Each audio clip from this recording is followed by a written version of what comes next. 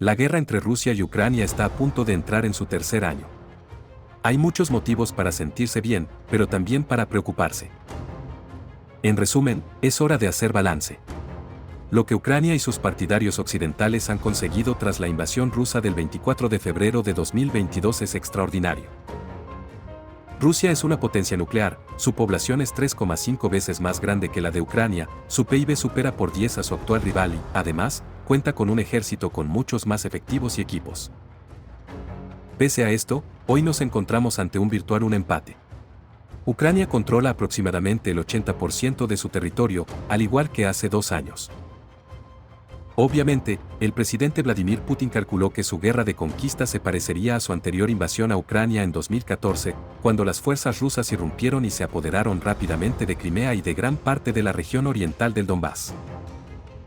Hoy, sin embargo, la tan esperada contraofensiva ucraniana, diseñada para liberar territorio y lograr una victoria en el campo de batalla o al menos un impulso que sentara las bases para una diplomacia prometedora, fue en gran medida rechazada. Rusia ha aprendido a convivir con las sanciones económicas occidentales y ha desviado gran parte de sus exportaciones energéticas vitales a China e India. También se han eludido las sanciones militares occidentales. Rusia sigue vendiendo armas a India y otros países, y comprándolas a Corea del Norte e Irán. Ha podido adquirir tecnología y productos aparentemente civiles que pueden reutilizarse para usos militares. Ha ampliado su base industrial de defensa y ahora tiene una ventaja considerable sobre Ucrania en la cantidad de artillería y munición que puede enviar al campo de batalla. Rusia muestra pocos signos de agotamiento. A pesar del extraordinario costo humano de la guerra, estimado en más de 300.000 soldados rusos muertos o heridos, el control de Putin sobre los medios de comunicación y la narrativa pública ha permitido al Kremlin minimizar la disidencia y persuadir a muchos rusos de que su país es la víctima y no el agresor. Por su parte, Ucrania muestra signos de división política. El presidente ucraniano, Volodymyr Zelensky, recientemente despidió a su general de más alto rango. Y lo que es más importante, Ucrania está pasando apuros en el campo de batalla debido, en gran parte, a que los republicanos del Congreso de Estados Unidos han bloqueado un paquete de ayuda militar de $60.000 millones. La oposición republicana parece reflejar una mezcla de aislacionismo resurgente, simpatía por el autoritarismo de Putin y un deseo partidista de no entregar al presidente Joe Biden una victoria política antes de las elecciones presidenciales de noviembre. En el mejor de los casos, Biden será capaz de convencer a suficientes republicanos para que colaboren con él y con sus colegas demócratas en la aprobación de un nuevo paquete de ayuda, que redunda en interés estratégico para Estados Unidos. Pero no se puede contar con este resultado, a pesar de las crecientes pruebas de que Ucrania se está quedando sin armas y municiones y, en consecuencia, experimenta cada vez más dificultades para hacer frente a la presión militar rusa. Veamos en profundidad algunos datos sobre la guerra. 6 millones de refugiados en el segundo año de guerra en Ucrania. La primera consecuencia de la guerra fue la huida masiva de la población civil hacia el oeste del viejo continente. Durante los primeros meses de la contienda se produjo uno de los mayores éxodos de la historia. Desde el 24 de febrero de 2022, se han producido un total de 28,6 millones de cruces en la frontera desde Ucrania hacia Europa, aunque también se han registrado 20,7 millones en el sentido contrario, según los datos del Alto Comisionado de las Naciones Unidas para los Refugiados.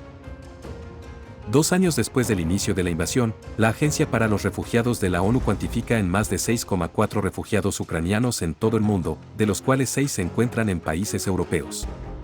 El que más ucranianos acoge en Occidente es Alemania, con 1,1 millones, seguido por Polonia, que acoge a 956.635, según los datos actualizados a 15 de febrero.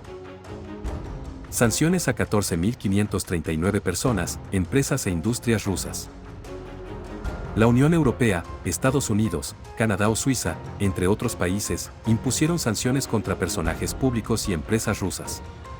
Al mismo tiempo, también se aprobó un veto parcial al petróleo y el gas ruso y se penalizó al transporte marítimo de Moscú.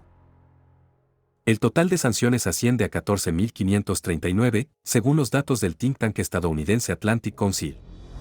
De ellas, 10.173 han sido dirigidas contra individuos, 4.089 contra empresas o instituciones, 177 contra medios de transporte marítimo y 100 contra la industria aeronáutica. Estas medidas, según la organización estadounidense, han tenido resultados desiguales, ya que en muchos casos Rusia ha conseguido colocar su petróleo y gas en otros mercados o comerciar con ellos hacia Occidente a través de terceros países. Sin embargo, otras medidas como las encaminadas a minar la capacidad de producción aeronáutica, que ya empezaron a aplicarse por parte de Estados Unidos desde 2014, sí han supuesto una merma significativa en la capacidad industrial de Moscú. La ayuda a Ucrania en el segundo año de guerra se resiente. La ayuda financiera, humanitaria y militar de Estados Unidos, la UE y otros aliados fue uno de los pilares que han permitido a Ucrania repeler la agresión rusa en los primeros meses de la invasión, pero 2 años después ese apoyo flaquea.